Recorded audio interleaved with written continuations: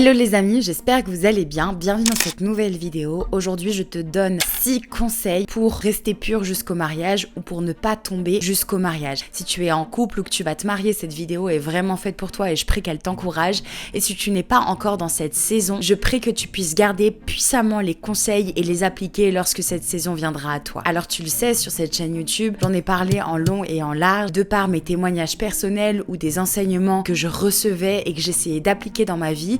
Et maintenant que je suis mariée, j'aimerais te donner 6 conseils pour aller jusqu'au mariage sans tomber dans l'impudicité. Je ne vais pas rappeler de pourquoi c'est important, il y a déjà une vidéo sur ma chaîne YouTube qui existe et qui est complète, même si elle date un petit peu. La Bible, c'est la Bible. En revanche, j'aimerais te donner 2 versets avant de te donner mes conseils qui appuient la volonté parfaite de Dieu pour nos vies. Ce verset se trouve dans 1 Thessaloniciens chapitre 4 verset 3 qui dit « La volonté de Dieu, c'est votre sanctification, c'est que vous vous absteniez de l'impudicité et que chacun de vous possède son corps dans la sainteté et dans l'honnêteté, sans vous livrer à une convoitise passionnée comme le font les païens qui ne connaissent pas Dieu. » Il y a aussi 1 Corinthiens 6 au verset 18 qui dit « Fuyez l'impudicité, quelque autre péché qu'un homme commette, ce péché est hors du corps, mais celui qui livre son corps à l'impudicité pêche contre son propre corps. Ne le savez-vous pas que votre corps est le temple du Saint-Esprit qui est en vous, que vous avez reçu de Dieu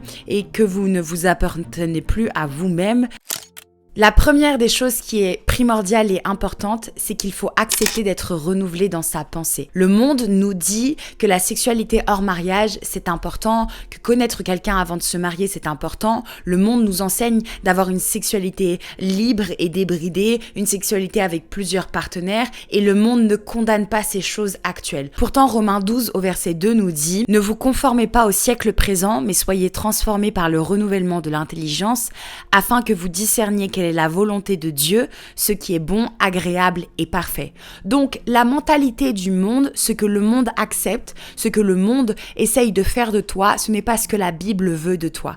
La pureté, la sanctification existe depuis la nuit des temps. C'est un principe biblique qui a été mis en place et Dieu aime le mariage. Dès le jardin d'Éden, Adam et Ève étaient mariés. Alors certes, ils n'étaient pas mariés comme aujourd'hui on peut le voir et le faire dans les coutumes et dans le respect des autorités, mais le mariage est une institution divine. Et quand tu comprends combien le mariage est une institution divine, quand tu comprends tout ce que l'impudicité emmène sur ton âme, que ça soit les liens d'âme, que ça soit le fait de ne pas faire la volonté de Dieu, que ça soit que tu connaisses quelque chose avant son temps, eh bien tu prends conscience qu'on ne peut pas jouer avec ces choses. Ce n'est pas une question de vision, ce n'est pas une question de toi tu penses ceci et moi je pense cela, c'est une question de péché et la Bible est ferme sur le péché ou ce qui n'est pas péché. La sexualité n'est pas mal, elle a été créée par le Seigneur, mais elle a été créée par le Seigneur dans un cadre.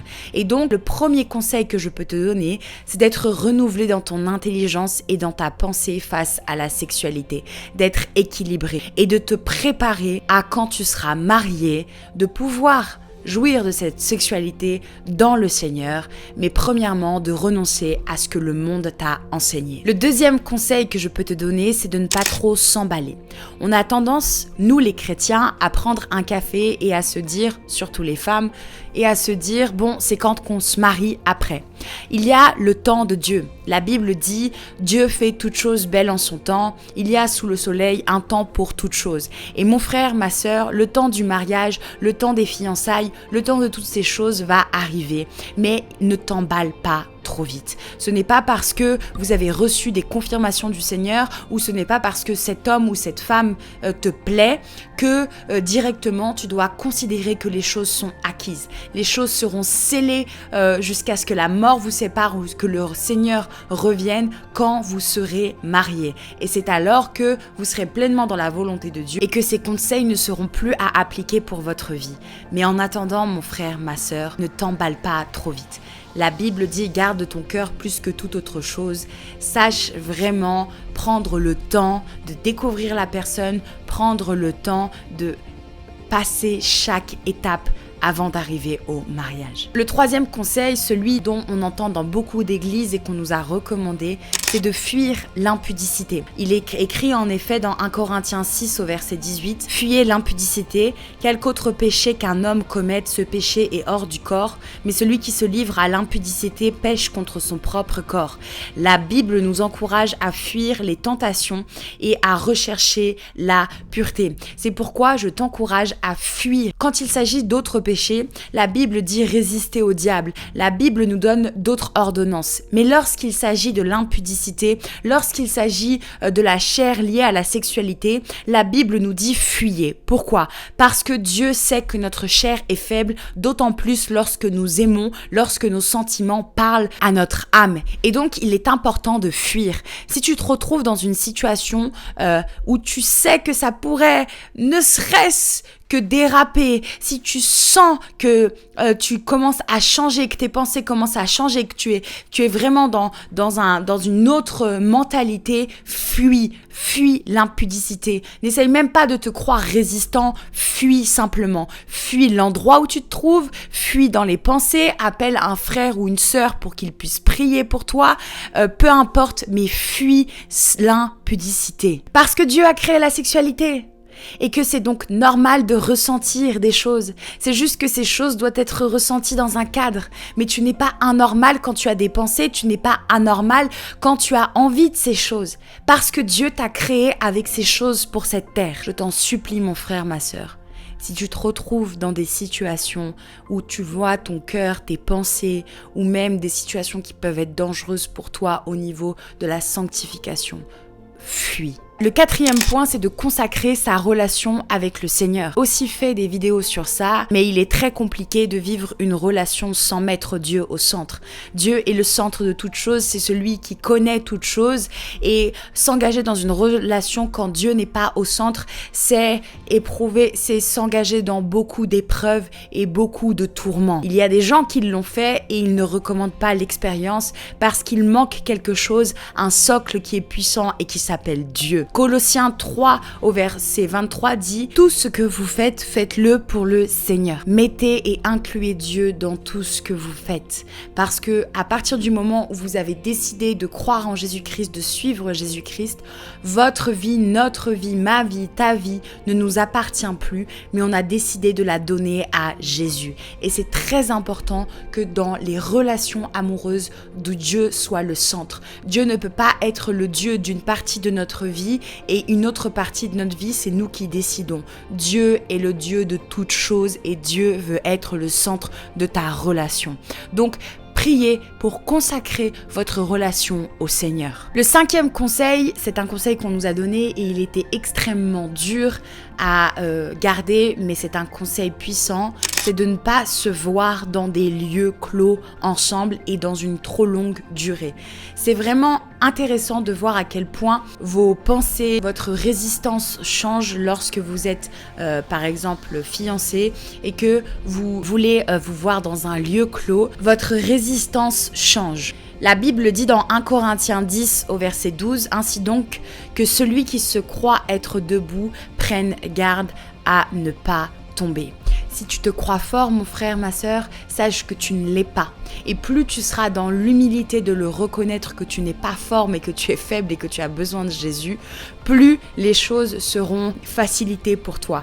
Ne te retrouve pas dans un lieu clos avec la personne que tu aimes seul à seul dans un temps long parce que je t'assure que tes pensées changent et que tu te retrouves à être dans une situation ou à faire des choses dont tu n'avais même pas imaginé au départ que pour toi tu te pensais fort, mais c'est alors que à cause des sentiments, à cause du diable qui rôde autour de nous aussi, comme un lion rugissant cherchant à attaquer et à prendre sa proie, tu te retrouves dans une situation que tu n'avais pas voulu.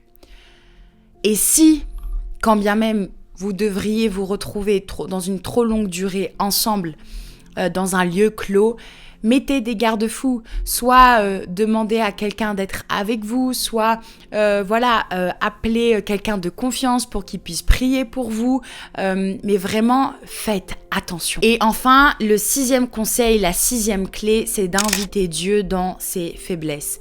J'ai vu un jour un film qui s'appelle Le cœur de l'homme. Il traite justement de toutes ces thématiques, que ce soit l'adultère, l'impudicité, l'homosexualité, les addictions, les dérives, etc.